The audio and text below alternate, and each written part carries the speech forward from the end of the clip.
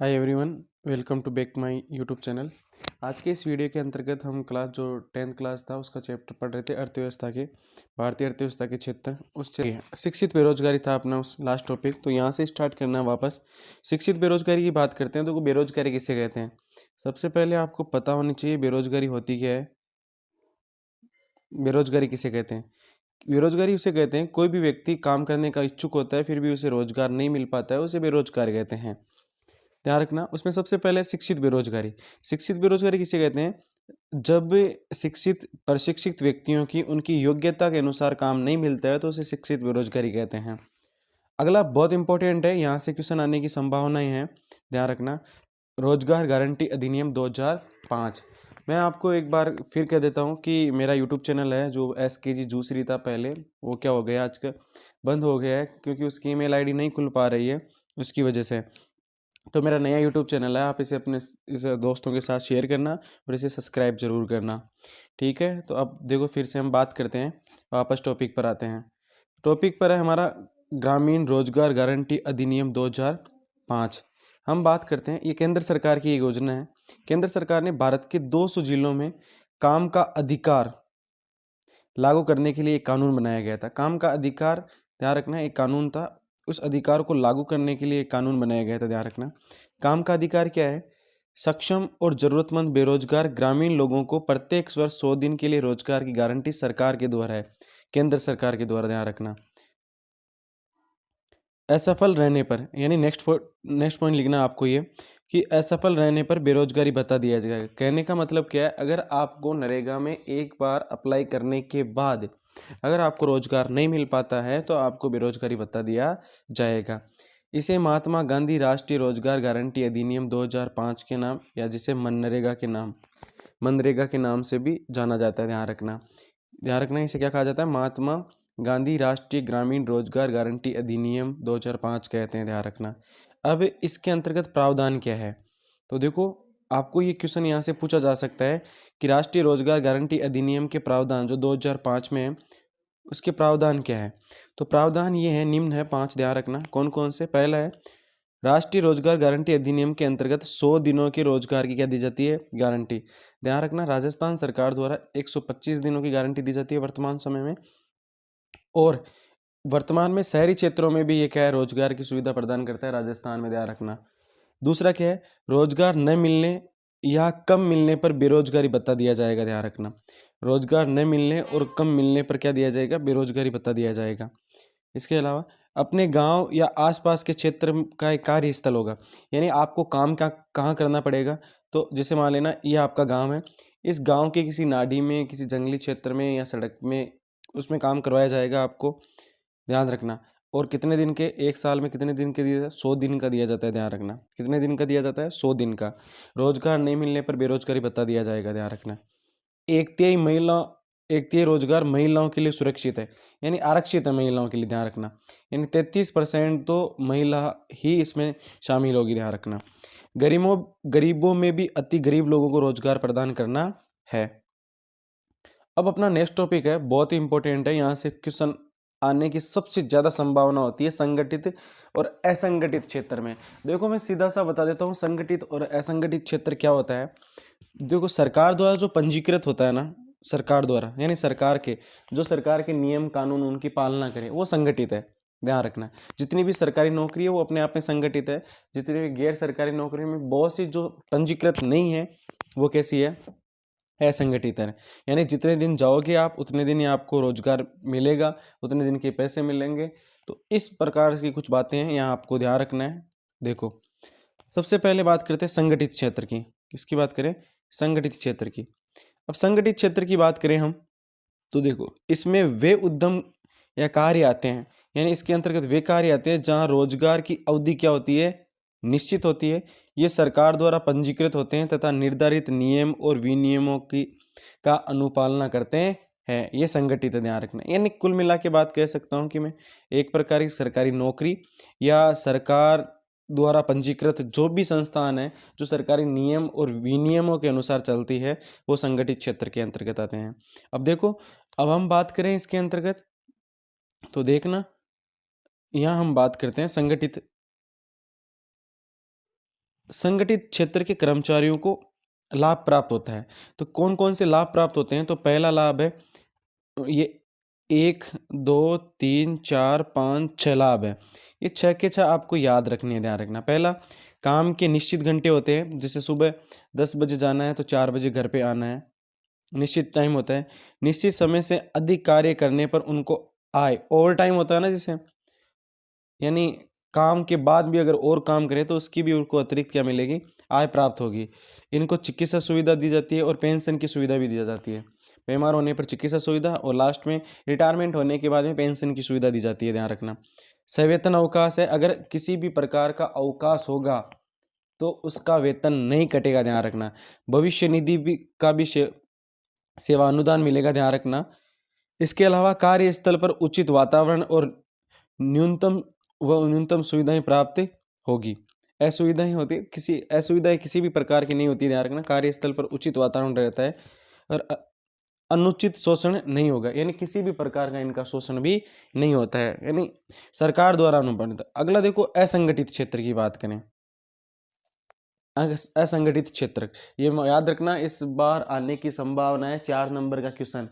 Blueprint भी आ चुका है, मैंने इसका वीडियो अपने यूट्यूब चैनल पर डाल दिया है, तो उसे भी एक बार देख लेना कि कौन से पार्ट से कितने नंबर का और कौन सा क्वेश्चन आएगा, ध्यान रखना। असंगठित छोटी छोटी और बिखरी हुई इकाइयां हैं जो अधिकांशतः नियंत्रण के बाहर रहती है से निर्मित होता है। ये प्राय सरकारी नियमों की पालना नहीं करते हैं। जो हमने संगठित के पढ़े, जस्ट इसका ये विपरीत है। असंगठित क्षेत्र में मजदूरों के सामने आने वाली कठिनाइयाँ कौन कौन सी है? तो देखो, पहली कठिनाई है, ये क्षेत्र सरकारी नियमों और विनियमों को नहीं मानता है। विपरीत है या नहीं है? इसमें न्यूनतम वेतन मिलता है, वेतन भी सही नहीं मिलता है बराबर। तीसरी है, रोजगार की अवधि व कार्य सीमा निश्चित नहीं होती है, मतलब नहीं आपको 25 दिन 20 दिन काम पर रखा। उसके अलावा कार्य सीमा, यानी सुबह 10 बजे बुलाया या 8 बजे सुबह बुला लिया तो रात की 10 बजे छोड़ रहे हैं ये कार्य को, तो आप समय निश्चित नहीं है यहाँ पर, ध्यान रखना। और काम भी निश्चित नहीं होते हैं। किसी भी प्रकार की छुट्टी या लाभ का प्रावधान नहीं है। अगर आपने खुद ने छुट्टी कर ली है तो उसके पैसे आपको नहीं मिलेंगे, काट लिए जाएंगे, ध्यान रखना। निश्चित कार्य क्षेत्र है वह अच्छी सेवा सुविधाएं उपलब्ध यहाँ पर नहीं होती है, ये थोड़ा सा आपको ध्यान रखना है। अगला देखो, अगर आपको इन दोनों में अंतर पूछ ले कि संगठित और असंगठित क्षेत्रों के रोजगार की परिस्थितियों में अंतर लिखो, जो मैंने पहले बता दिया वो याद रखना। सबसे पहले 1 नंबर है संगठित, दूसरा नंबर है असंगठित। संगठित में ध्यान रखना अधिक वेतन मिलता है, इसमें कम वेतन मिलता है। आप क्या करना है, अपनी कॉपी में एक तरफ संगठित लिखना, दूसरी तरफ असंगठित लिखना, बीच में क्या करना, एक रेखा खींच देनी है, आपको लाइन खींच देनी है। इसमें नौकरी सुरक्षित होती है, इसमें नौकरी सुरक्षित नहीं होती है। इसे कार्य की स्थिति अच्छी होती है, जबकि ध्यान रखना यहाँ पर लिखा हुआ नहीं है, ये भी ध्यान रखना। यह कार्य की स्थिति या परिस्थिति अच्छी नहीं होती है, अच्छी नहीं होती है, ये लाइन लिखना है आपको, अच्छी नहीं होती, ध्यान रखना। इसके अलावा कर्मचारी योजना का लाभ मिलता है इन्हें, जबकि कर्मचारी योजना का लाभ इनको नहीं मिलता है। कार्य अवधि निश्चित होती है, इनकी कार्य अवधि कोई भी निश्चित नहीं होती है। हम बातें पहले भी कर चुके हैं, ध्यान रखना। अगली हम बात करते हैं भारतीय कृषि में असंगठित क्षेत्र में होने का कारण, यानी भारत में जो कृषि के असंगठित क्षेत्र में होने के प्रमुख कारण है। कृषि एक असंगठित क्षेत्र है, ध्यान रखना। क्यों है? क्योंकि देखो, कृषि एक असंगठित क्षेत्र है, क्यों है वो ध्यान रखना। सबसे पहले देखो, क्योंकि पहली बात याद रखना, काम के जो घंटे होते हैं वो निश्चित नहीं होते हैं, बिना अतिरिक्त वेतन के काम करना पड़ता है। तीसरी है, कृषि मजदूरों को दैनिक मजदूरी के अलावा कोई अन्य सुविधा नहीं होती है, ध्यान रखना। रोजगार सुरक्षित नहीं है, ध्यान रखना।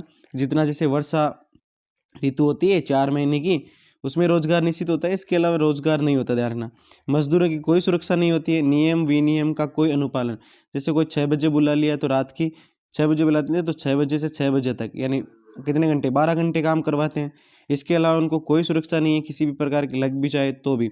तो ध्यान रखना, तो कृषि एक असंगठित क्षेत्र में आता है। क्यों आता है? उसका कारण है काम के निश्चित घंटे निश्चित नहीं है, इसके बिना अतिरिक्त वेतन के काम करना पड़ता है, कि ज़्यादा काम कर लिया तो कोई अतिरिक्त वेतन नहीं है इसमें। कृषि मजदूरों को दैनिक मजदूरी के अलावा कोई अन्य सुविधाएं नहीं है।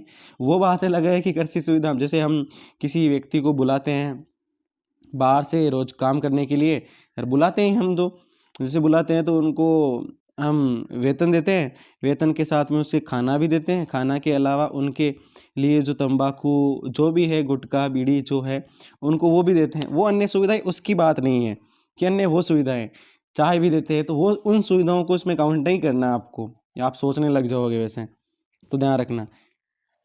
अगला देखो, अगला है संरक्षण की आवश्यकता वाले लोग, कि हमें किन किन का संरक्षण करना चाहिए। ध्यान रखना, संगठित और असंगठित क्षेत्र में बहुत सारे हैं, तो असंगठित क्षेत्र में किस किस को हमें संरक्षण करना चाहिए। भूमिहीन किसान को करना चाहिए, जिसके पास भूमि नहीं है।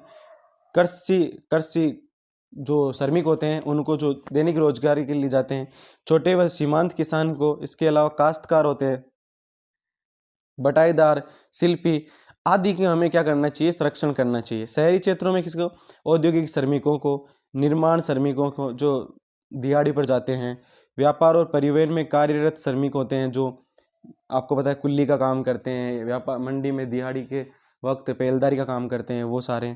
कबाड़ बोझ ढोने वालों लोग को संरक्षण की आवश्यकता है। पूछा भी जा सकता है, ध्यान रखना कि किन संरक्षण की आवश्यकता किन किन लोगों को है असंगठित क्षेत्र में, कौन कौन से ग्रामीण क्षेत्रों में या शहरी क्षेत्रों में।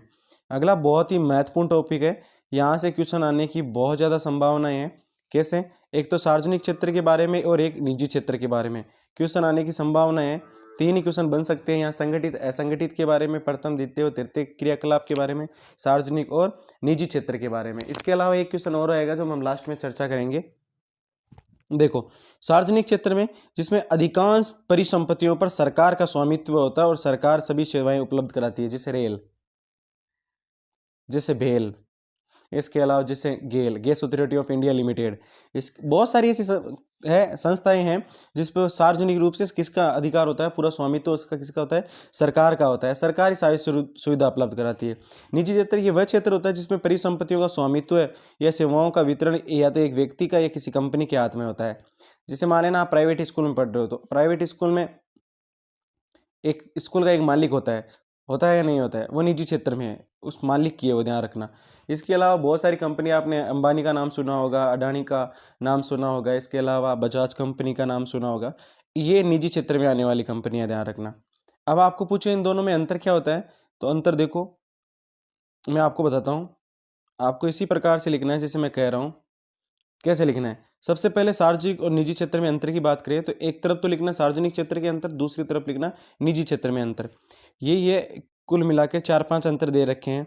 तो देखो, सार्वजनिक क्षेत्र में अंतर क्या होता है, परिसंपत्तियों पर किसका नियंत्रण होता है, सरकार का। यानी जितना भी परिसंपत्ति है उससे कोई भी उद्योग की, वो सारी सरकार के कंट्रोल में होती है। सभी सेवाएं सरकार उपलब्ध कराती है, ध्यान रखना। इसका उद्देश्य अधिकतम सामाजिक कल्याण होता है, ध्यान रखना। अधिकतम क्या होता है, सामाजिक कल्याण होता है। रोजगार की सुरक्षा दी जाती है, इसमें ध्यान रखना।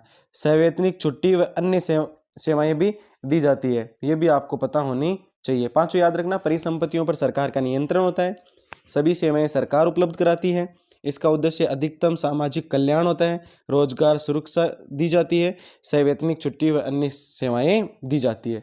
अगला है निजी क्षेत्र, ये इसका जस्ट विपरीत है, ध्यान रखना।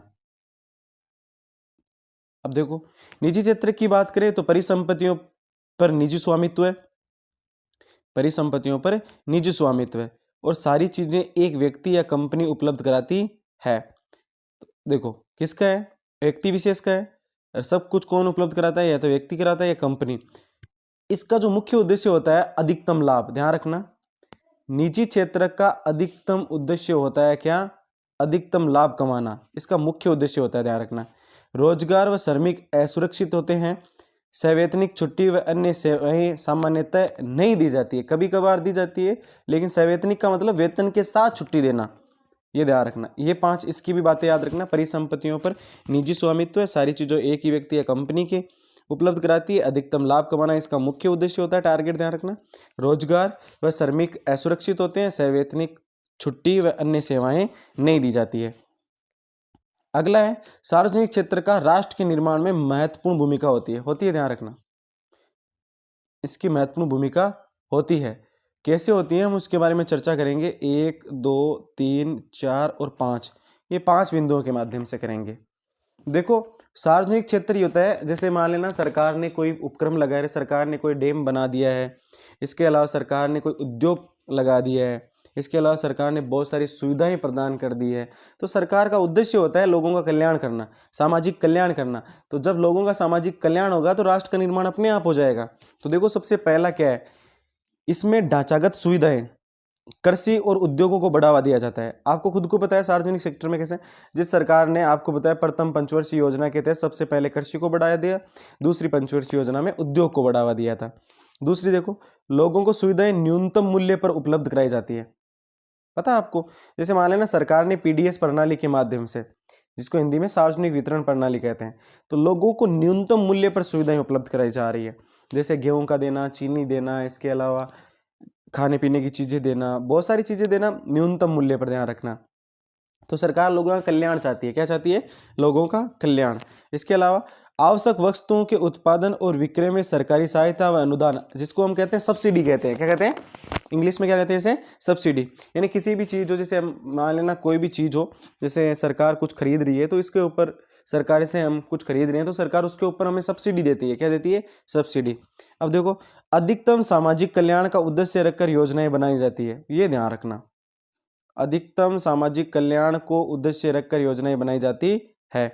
अब श्रमिकों को अच्छी कार्य सुविधाएं, वेतन आदि प्रदान किया जाता है। तो इसीलिए सार्वजनिक क्षेत्र राष्ट्र के निर्माण में महत्वपूर्ण योगदान देता है। किस प्रकार से देता है? तो ये 5 चीजें आपको याद होनी चाहिए।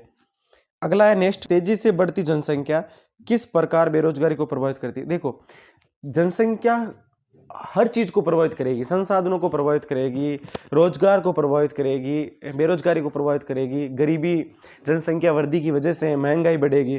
तो सारी मुख्य जड़ी जनसंख्या ही होती है, ध्यान रखना। अब प्रभावित कैसे करती है देखना, पहला देखना 1 नंबर, रोजगार के अवसर जनसंख्या के अनुपात में नहीं बढ़ते हैं। जितने पास हमारे पास रोजगार होते हैं उतनी रोजगार के अवसर है ना, वो जनसंख्या के अनुपात में हमसे नहीं बढ़ते हैं। कृषि व शहरी क्षेत्रों में प्रचंड बेरोजगारी बढ़ जाती है, छिपी हुई बेरोजगारी बढ़ जाती है। जैसे एक परिवार में 5 सदस्य हैं, काम कर रहे हैं, तो उसमें 5 सदस्यों का काम है, 10 लोग उसके परिवार का काम कर रहे हैं, तो इस प्रकार की बेरोजगारी वहाँ जनसंख्या की वजह से बढ़ जाती है। संसाधनों पर बोझ बढ़ जाता है। कैसे? हम जितने भी संसाधन हैं उनका अधिक से अधिक क्या करना लग जाते हैं? दुरुपयोग करने लग जाते हैं। जब उसका दुरुपयोग होगा तो आने वाली पीढ़ियों के लिए हमारे लिए वो क्या उपलब्ध नहीं होंगे। तीसरी बात ये हो गई, जो अधिक व्यक्ति उपलब्ध होने से रोजगार से प्राप्त आय निम्न स्तर पर आ जाती है। ध्यान रखना, अधिक व्यक्ति उपलब्ध होने से जो रोजगार से प्राप्त आय होती है ना, उसका स्तर क्या हो जाता है? निम्न हो जाता है।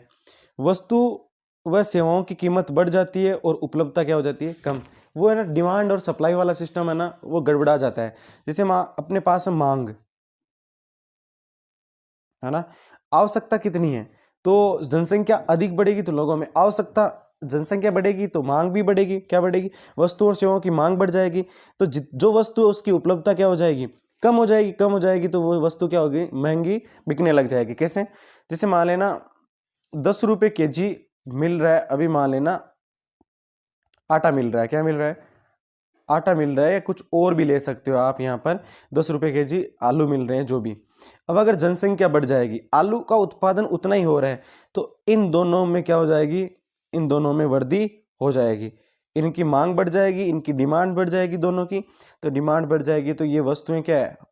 उत्पादन तो उतना ही हो रहा है, इनकी उपलब्धता कम हो जाएगी, तो ये महंगी हो जाएगी, जिसकी वजह से महंगाई बढ़ती है। ये थोड़ा सा ध्यान रखें। शहरी क्षेत्रों में रोजगार पैदा करने की विधियां, कि शहरी क्षेत्र में रोजगार कैसे पैदा किया जा सकता है अगर पर्सन आ जाए ऐसा, तो ध्यान रखना, ये 5 पॉइंट याद रखना आपको। क्षेत्रीय शिल्प उद्योग, ध्यान रखना, क्षेत्रीय शिल्प उद्योग व सेवाओं को प्रोत्साहन देना। पहली बात तो ये, पर्यटन उद्योग को प्रोत्साहन करना, ज्यादा से ज्यादा पर्यटन की गतिविधियों को बढ़ाना शहरी क्षेत्र में, जिससे लोगों को ज्यादा से ज्यादा रोजगार कैसे मिलेगा। जिसे मान लेना, मैं अजमेर का उदाहरण दे देता हूँ। ये मान लेना अजमेर में आना सागर झील के है, पास में आना सागर झील है, और अजमेर में यहाँ पर बना रखे हैं 7 वंडर पार्क। 7 वंडर पार्क आपने नाम सुन रखा होगा, आना सागर के पास में। अब इसे देखने आएंगे तो आसपास में लोगों ने ठेले लगा रखे हैं, बहुत सारे लोगों ने कैमरे ले रखे हैं, बहुत सारे लोगों ने टेम्पू लगा रखे हैं, रेडी लगा रखी है, बहुत सारी चीजें। तो इन लोगों को क्या मिल रहा है? इसकी वजह से रोजगार मिल रहा है। तो पर्यटन को क्या देना चाहिए? प्रोत्साहन देना चाहिए। छोटे छोटे शिल्पकार उद्योग उनको भी बढ़ावा देना चाहिए। तीसरा, अनावश्यक सरकारी नीतियों व नियमों में परिवर्तन करना चाहिए। ये भी बहुत इंपॉर्टेंट है, ध्यान रखना। मूलभूत सुविधाएं, तकनीकी शिक्षा को बढ़ावा देना चाहिए, ध्यान रखना। आसान शर्तों पर ऋण उपलब्ध कराना चाहिए और आर्थिक सहायता प्रदान कर देनी चाहिए, जिससे शहरी लोग क्षेत्रों में रोजगार बढ़े, अपना खुद का बिजनेस कर सकें। अगला है, ध्यान रखना, बहुत इंपॉर्टेंट है ये, कृषि क्षेत्र की प्रमुख समस्याएं। ये क्वेश्चन आने की बहुत ज्यादा संभावनाएं होती है, तो देखो मैं इसको विस्तृत रूप से यहां समझाता हूं। पहला लिखा है असिंचित भूमि।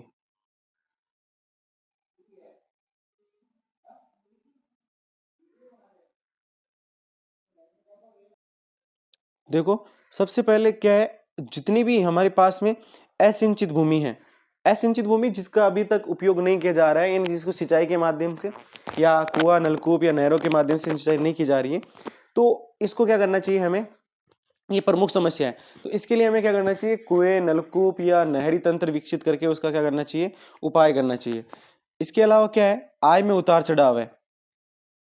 आय में क्या है, उतार चढ़ाव, कभी बारिश अच्छी हो जाती है तो आय अच्छी हो जाती है, कभी नहीं होती तो आय अच्छी नहीं हो पाती है।